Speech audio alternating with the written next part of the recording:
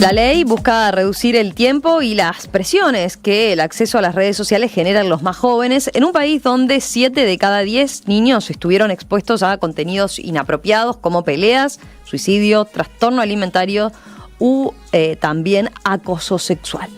La prohibición comprenderá en principio a 9 compañías tecnológicas. Estamos hablando de Facebook, Instagram, Snapchat, Threads, TikTok, X, YouTube, Reddit y Kik, que tendrán ahora que eliminar de sus aplicaciones las cuentas de usuarios australianos menores de 16 años. Ni los niños ni sus padres serán sancionados por infringir la prohibición. Serán las empresas de redes sociales las encargadas de hacer cumplir la prohibición o enfrentarse a multas de hasta 49,5 millones de dólares australianos, o lo que es lo mismo, 33 millones de dólares estadounidenses. Tomando como disparador esta resolución que busca proteger, dice, la salud mental y física de los jóvenes, vamos a profundizar también en la contracara de este argumento. Hay quienes argumentan que las plataformas digitales sí ofrecen un nivel adecuado de protección y cuestionan qué tan responsables son estas compañías de lo que ocurre en los entornos digitales. Para profundizar en este enfoque vamos a conversar en los próximos minutos con Raúl Echeverría, director ejecutivo de ALAI, la Asociación Latinoamericana de Internet, y miembro del directorio de la Corporación de Internet para la Asignación de Nombres y Números. Raúl, ¿cómo estás? Bienvenido nuevamente. ¿Todo bien? Todo bien, muchas gracias por la invitación. Te tenemos un poquito lejos del micrófono, a ver si lo corres un poquito. Ahí está, perfecto, ahí sí te estamos escuchando mejor. Estuvimos hace poco conversando juntos de un tema que de alguna forma tiene algo que ver, pero no hicimos un zoom tan específico, ¿no? Porque era en una mesa TIC, la regulación de las grandes plataformas. Cada vez aparecen más temas vinculados a políticas digitales, como es normal por la importancia que van adquiriendo todas estas herramientas en la vida cotidiana de la gente. Te empiezo pidiendo una puntualización así para que los oyentes quizás no saben, ¿no? ¿Qué es la ALAI, la Asociación Latinoamericana de Internet, y a quiénes representa? ALAI es una cámara empresarial, es una asociación de empresas de Internet regional, lo cual es bastante único porque generalmente las cámaras son cámaras locales, o sea que funcionan a nivel nacional. Esta es una asociación regional y que nuclea exclusivamente a empresas surgidas de Internet, o sea, lo que habitualmente conocemos como plataformas en distintos verticales. Tenemos empresas que trabajan en turismo, en mercados, en marketplaces o comercio electrónico, en economía creativa, gig economy, buscadores, redes sociales. O sea, tenemos empresas de variadas características y de origen variado, lo cual hace que nuestro portafolio sea bastante amplio. Estas plataformas concretamente de las que estamos hablando ahora, que quedaron comprendidas en la normativa australiana, ¿están comprendidas dentro de ALAI? Mayoritariamente sí, o sea, algunos de nuestros miembros que están mencionados ahí, Google, Meta, TikTok, sí, por supuesto. Perfecto. Vayamos, si te parece, a el caso de Australia y esta nueva ley, ¿no?, que prohíbe el uso de redes sociales a menores de 16 años. Hoy, de hecho, veía en noticias hace un ratito, muchos adolescentes ya amanecieron, ¿no?, sin acceso a las redes. Una primera consideración, a ver, en pocas palabras, ¿qué te pareció esta normativa? Y después profundizamos en ella.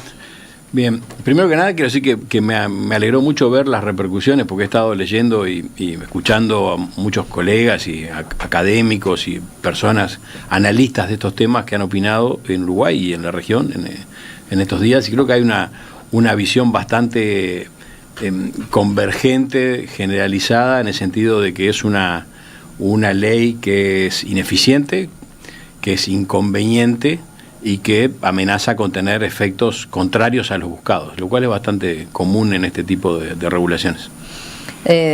Porque vos decís, además, ¿Australia tiene antecedentes en ese sentido?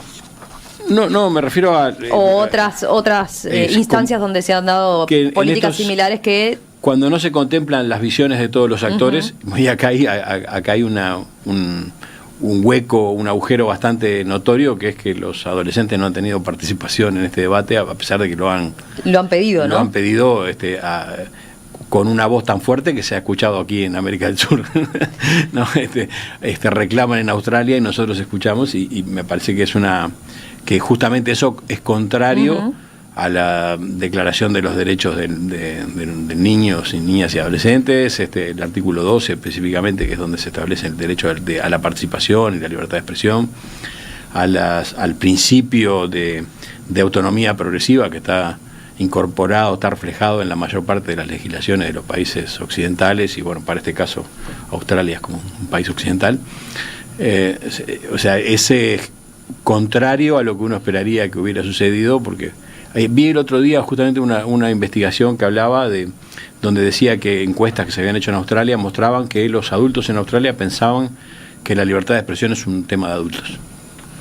Bueno, eso es un poco complicado. Ahora quiero profundizar en eso, los argumentos que están detrás, ¿no?, de esta medida. Pero te iba a preguntar, a ver, se menciona como, y se está mirando a Australia como un país pionero en ir por este camino. ¿Efectivamente es el primero en llevar a la práctica una iniciativa de este tipo? Hay muchas legislaciones. En América Latina hay muchos proyectos de ley que tienen que ver con la protección de infancias en entornos digitales. En Brasil se aprobó recientemente un proyecto que se le llama el ECA digital, porque es el ECA de Estatuto de Crianzas y Adolescentes en el entornos digitales, que crea un montón de normativas. Esta creo que es la primera en ser tan prohibicionista, digamos, ¿no? Entonces es pionera. Pionera no necesariamente es un adjetivo que implica que es bueno. Sí, ahí está, es simplemente por primera. En Nueva Zelanda y Malasia, por ejemplo, están considerando restricciones similares. Están siendo consideradas en muchos lados, pero en algunos casos hace mucho tiempo y no se han aprobado. Yo creo que el caso de Australia va a dar un ejemplo sobre el cual pensar, evaluar, analizar, y obviamente va a tener impacto en otros debates que se llevan a cabo en otras partes del mundo. Veía, a ver, el primer ministro australiano, Anthony Albanese, debí decir, señaló: esto es Australia diciendo que ya basta. Eso fue lo que señaló con motivo de la entrada en vigencia de esta restricción. Aseguró que se trata de uno de los mayores cambios culturales que nuestra nación ha enfrentado y aseguró que retomaremos el control de manos de los gigantes tecnológicos. ¿Cómo ves una consideración en particular de este tipo así? Me parece que hay cero conexión entre lo que dice y la ley, no tiene nada que ver. O sea, no sé cuál es el control del que habla sobre las Big Tech, pero me parece que esto es algo mucho más específico, ¿no? Yo decía que la ley es ineficiente porque se marcan dos grandes, para simplificar, ¿no? Porque no tenemos tanto tiempo, pero como dos grandes grupos de objetivos que se buscan lograr a través de esta ley. Una es lo que tiene que ver con todo el uso adictivo de las redes y lo otro es la protección de predadores, abuso, ¿no? Del tipo de contenido que pueden ver los adolescentes. Exacto. Entonces es como que las dos cosas se incluyen son cosas totalmente diferentes. Acá lo que se está prohibiendo es, ojo, que no es que esté en cero eso, o sea, las plataformas tienen restricciones actuales. Podemos hacer un repaso de eso también, ¿no? ¿Qué hacen hoy las plataformas por ese lado? Habitualmente las plataformas que aquí están mencionadas, por lo menos las que yo conozco, algunas que no conozco cómo funcionan, porque no son muy populares en América Latina, tienen controles, o sea, permiten solamente crear cuentas a partir de los 13 o 14 años, ¿no? Entonces, bueno, lo que se está pasando, y ellos creo que lo dicen en el argumento, le estamos dando como 36 meses más para los que hoy pueden crear cuentas a los 13, crearlo a los 16. Pero eso implica restricciones en algún tipo de uso, que son las interacciones. Pero siempre y cuando sea eficiente, que también, como te dije, no es eficiente, o sea, pero si fuera eficiente en los controles que se quieren implementar, uno diría, bueno, lo que se pierde es la capacidad de interactuar, que ya las plataformas tienen muchas restricciones también en eso, porque las cuentas en función de la edad de los usuarios, incluso cuando son con consentimiento parental, ya por diseño, dependiendo de las plataformas, porque todas las plataformas son diferentes, pero por diseño en muchos casos tienen restricciones, como por ejemplo que funciones de mensajes directos que tiene una cuenta de adulto no la tiene el del niño, o que no puede contestar un pedido de conexión por sí solo. O sea, tienen un montón dependiendo de los productos y de las restricciones. Pero aquí lo que no se limita es el acceso a los contenidos, porque por ejemplo, tú puedes usar YouTube sin tener una cuenta de YouTube, puedes simplemente entrar como invitado, o lo mismo TikTok, o Instagram, si te mandan un link por WhatsApp, podés entrar y ver los contenidos. Entonces, el acceso a los contenidos, o sea, toda esa parte del uso, de la preocupación que tiene que ver con el uso, si es adictivo o no es adictivo, eso hay que resolverlo por otras vías, y acá no se toca eso, ¿no? Eso no tiene ningún efecto, o sea que ya de por sí hay que bajar un poco la expectativa de cuál. Luego, decía que es inconveniente, porque porque no respeta el principio de autonomía progresiva, que se supone que las personas, porque somos personas cuando tenemos 13 años y cuando tenemos 30 y cuando tenemos mucho más, las personas tenemos derecho de ir ganando niveles de autonomía a medida que vamos creciendo. O sea, no es lo mismo un niño de 10 años que un niño de 14 o uno de 17. Entonces estamos preparados para lidiar con distintas cosas. Entonces ese es el principio que está reflejado, como te decía, no solo en declaraciones internacionales, sino también en las legislaciones nacionales de la mayor parte de los países. No respeta los derechos de las personas en esa edad a acceder, por ejemplo, a información pública, estatal, a conectarse con otras personas, lo cual hace que esto sea también altamente conveniente y excluye a un sector importante veía los argumentos de los adolescentes, además del que marcás, de esto de que no habían tenido participación, ¿no?, en la regulación. Había quienes defendían y reivindicaban justamente su espacio en las redes sociales por el hecho de que ahí entienden que pueden ser más auténticos e incluso en algunos casos jóvenes que tienen problemas para interactuar en el mundo real y relacionarse en el mundo real, ahí se sienten como parte de una comunidad, decían, ¿no? Hay mucha preocupación de colectivos que se sienten más vulnerables porque ven que personas que hoy tienen dificultades de ser aceptados en sus entornos, a veces por las propias familias, encuentran en sus conexiones digitales también espacios donde se pueden expresar más libremente, sin duda. Luego, parece que tiene también la posibilidad de efectos no deseados, porque una de las cosas que se estima que puede suceder es que porque también es bastante polémico cómo se eligen las plataformas que están... ¿Cuáles sí y cuáles no? Sí y cuáles no. O sea, en primer lugar son estas 9, pero lo que han dicho es que van a estar permanentemente revisando cuáles, ¿no? Pero pensando en si WhatsApp, qué pasa con los juegos virtuales también, ¿no?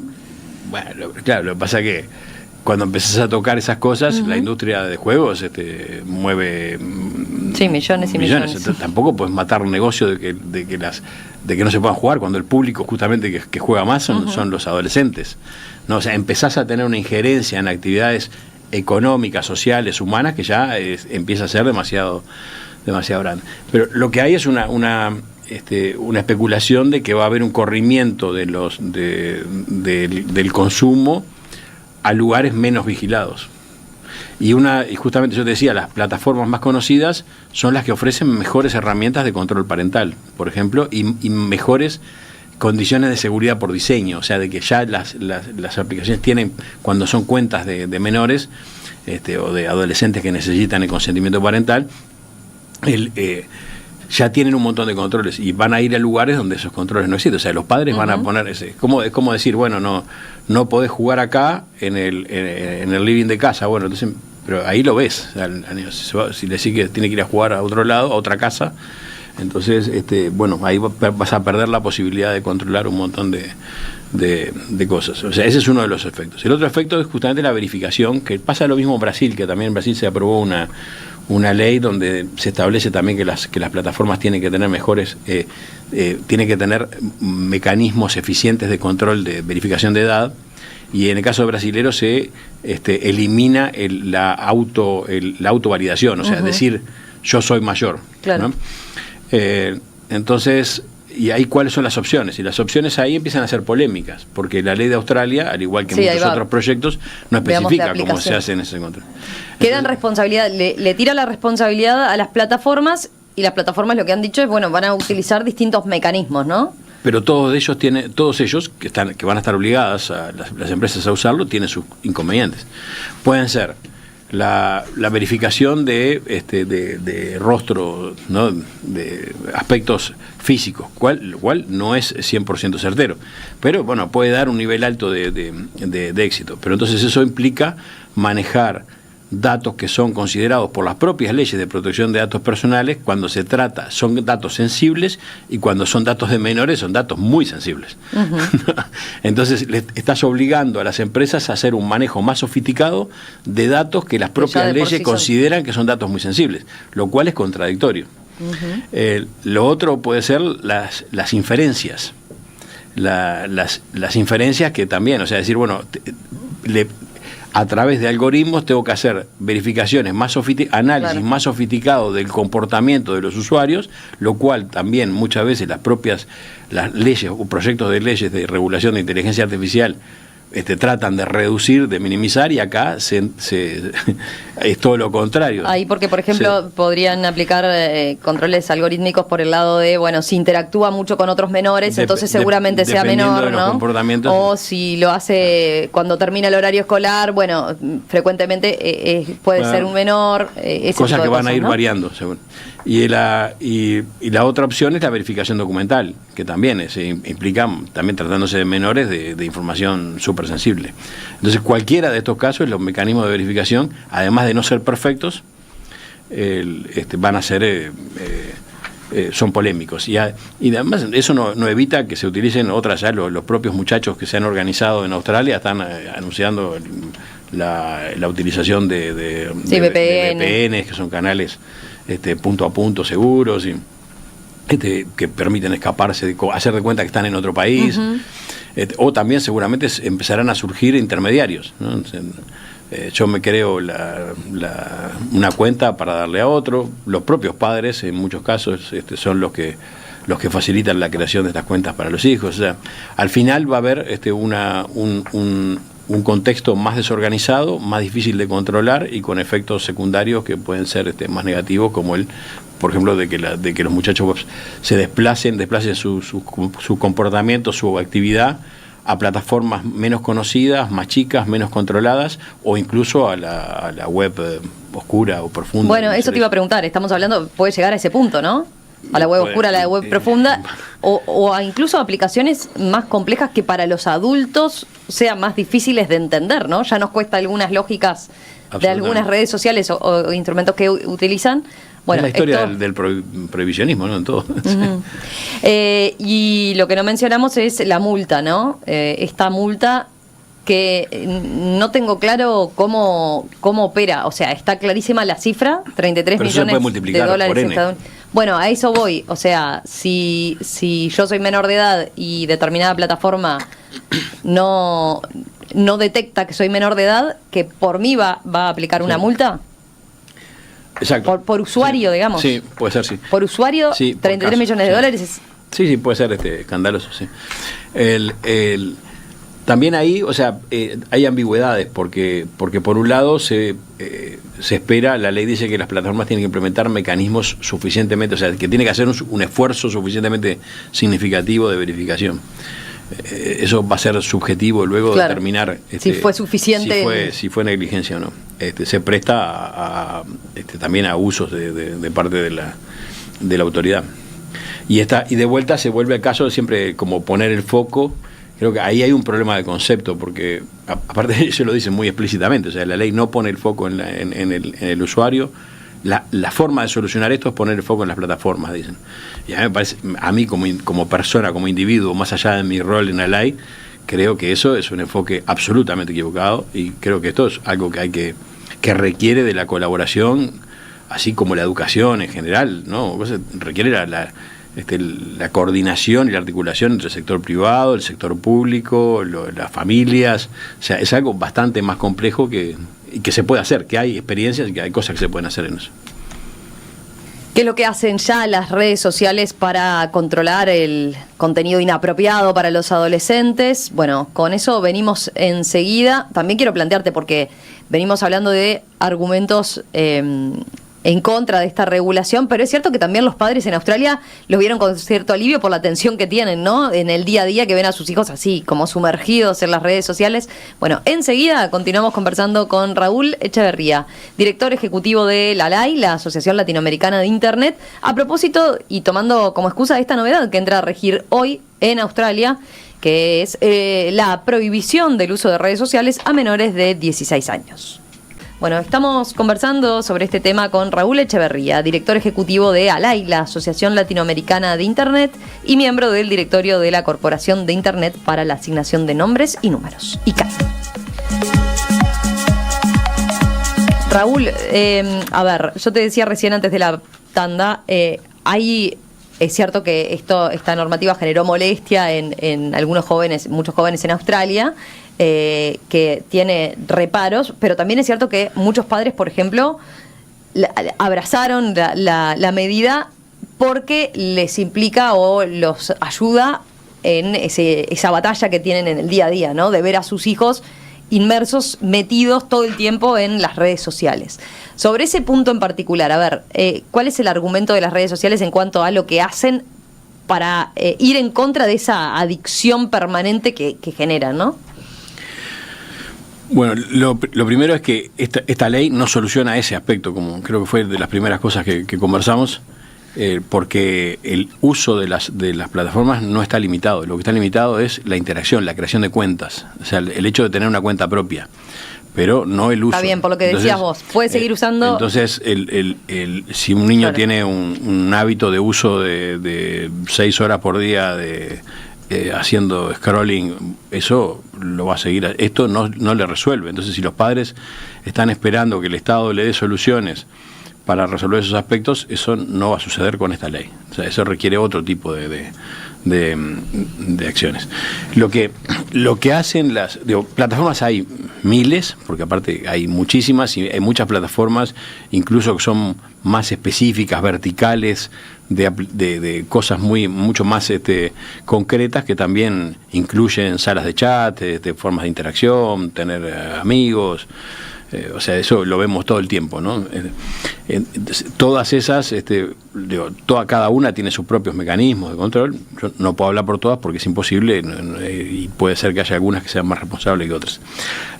En general, las plataformas más conocidas tienen sus herramientas de control parental que solucionan o dan herramientas para lidiar con la mayor parte de estos problemas. Uh-huh. O sea, uno le puede poner límites de acceso a contenidos, límites de cantidad de horas de uso.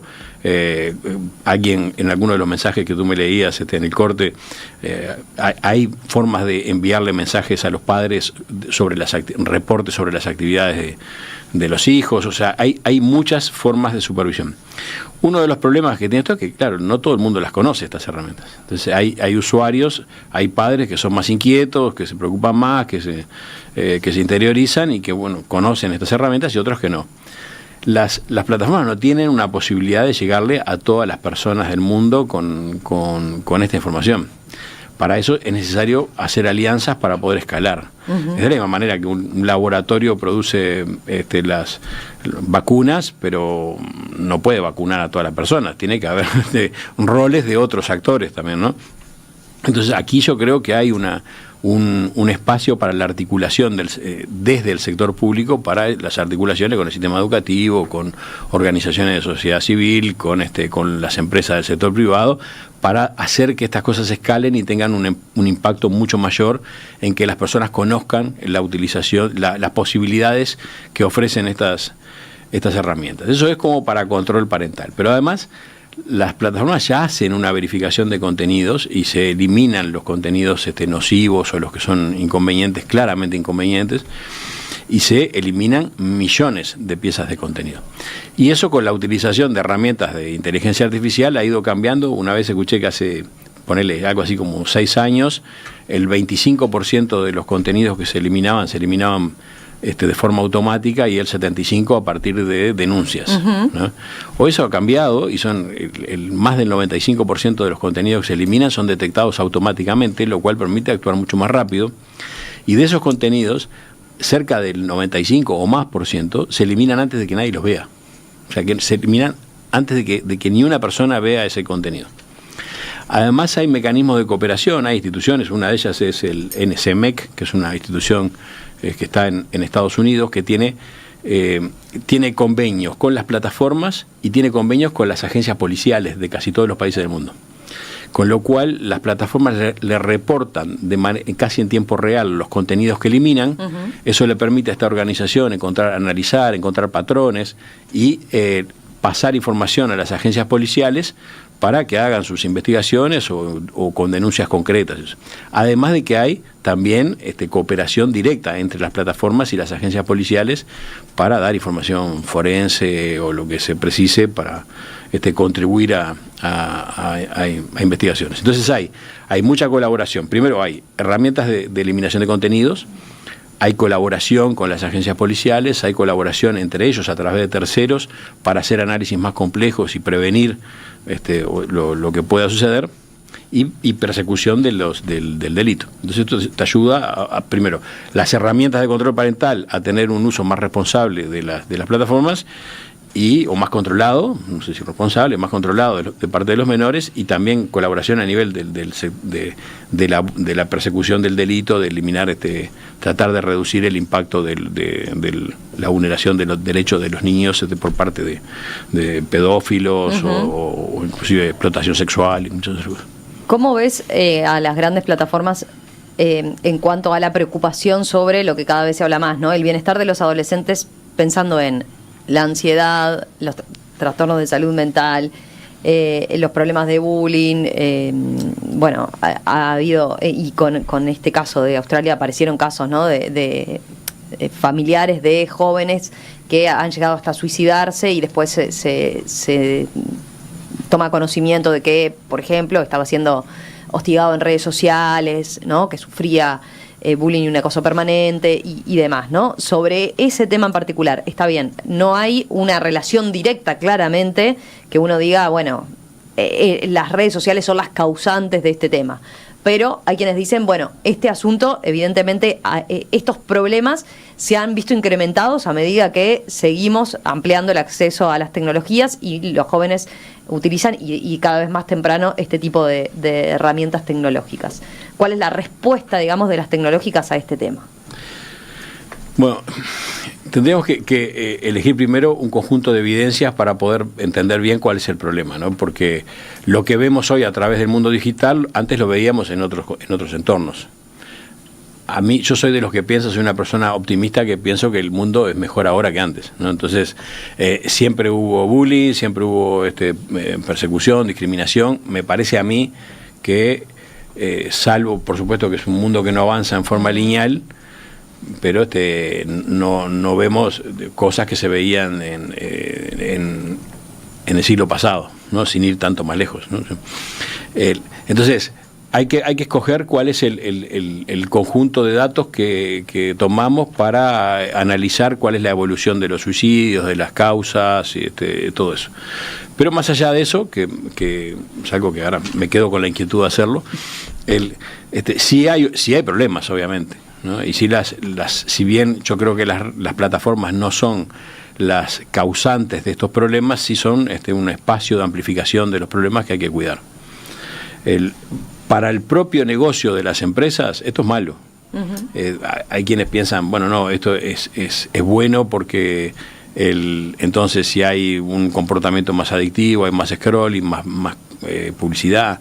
Sí, por otro lado también hay más amenaza de regulación, más amenaza de perder anunciantes, o sea, creo que hay que buscar, las empresas son conscientes de que hay que alcanzar el equilibrio entre un uso de las herramientas que sea bueno para el negocio, pero que al mismo tiempo no genere los problemas sociales que puedan llevar a un efecto negativo en el propio negocio, ¿no? Entonces, hay un espíritu de colaboración, por ejemplo, esto que te mencionaba, el dinero que se gasta en identificación de contenidos, en remoción de contenidos que se consideran nocivos para niños, o por control parental, previsión, cooperación con instituciones como esta que yo te mencionaba, con NSMEC, eso son fortunas.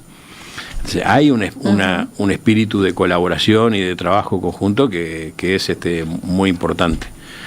Que tampoco se puede decir que los problemas estén resueltos, porque tampoco están los problemas resueltos en la sociedad en general, ¿no? Entonces hay que seguir trabajando y buscando formas de interactuar. Yo creo que hay oportunidades y que hace falta trabajar mucho más en esta articulación que te mencionaba antes entre el sector público, el sector privado, organizaciones de la sociedad civil para alcanzar el mayor impacto de las herramientas que existen y de las políticas de control que ellas ejercen. Y hay que involucrar mucho más a las familias, ¿no? Bueno, mira, por ejemplo, Rosario desde Tacuarembó escribe y dice: ¿qué tema las pantallas y los menores? Yo creo que, como muchos temas, se quiere que la sociedad tome el lugar de los padres. La incapacidad que estamos teniendo para poner límites se quiere compensar con regulaciones. Lo mismo pasa a nivel de la educación. No podemos establecer horarios de estudio y de descanso, y entonces se instruye a docentes a que no mande tareas, que no cuenten las faltas, etcétera, etcétera, etcétera. ¿Compartís algo de lo que dice Me parece Rosario? muy razonable. Sí. Después,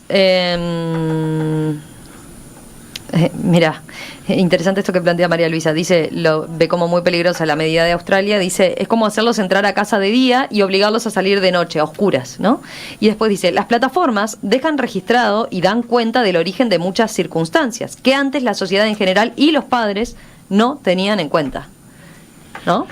Bueno, ese mensaje me encanta porque es lo que yo mencionaba, que una consecuencia, aparte me gustó mucho la analogía con el día y la noche, porque pues yo te decía, bueno, una de las posibles consecuencias es que los muchachos se muevan hacia lugares más oscuros. Te decía yo, bueno, sí, es una buena analogía con lo del día y la noche. Sí, concuerdo.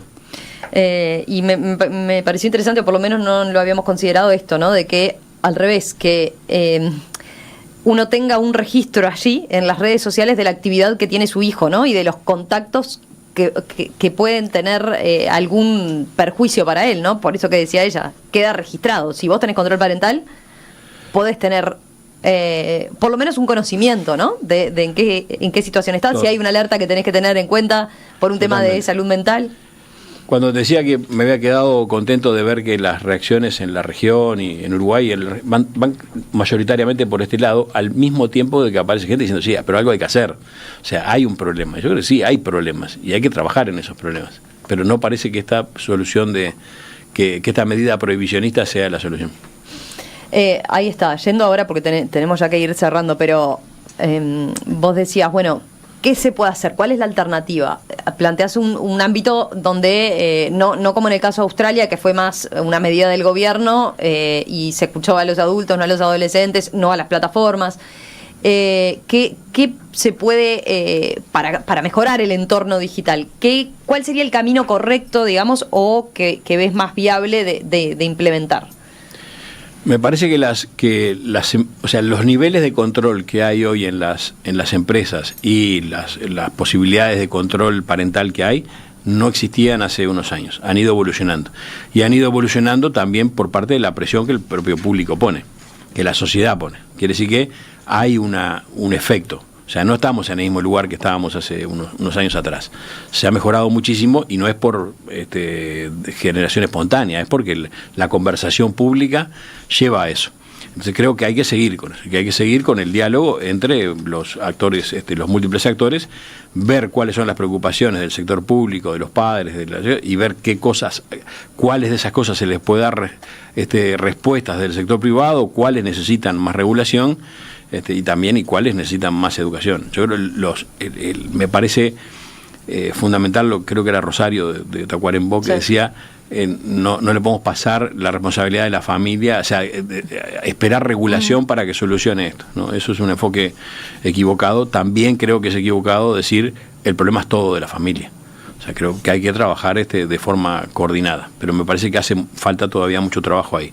Hay herramientas que solucionarían gran parte de estos problemas, pero hay que contribuir para que la gente pueda usarlas, sepa que existen, y eso me parece que las empresas de por sí solas no pueden llegarle a todo el público, necesitan de otros aliados.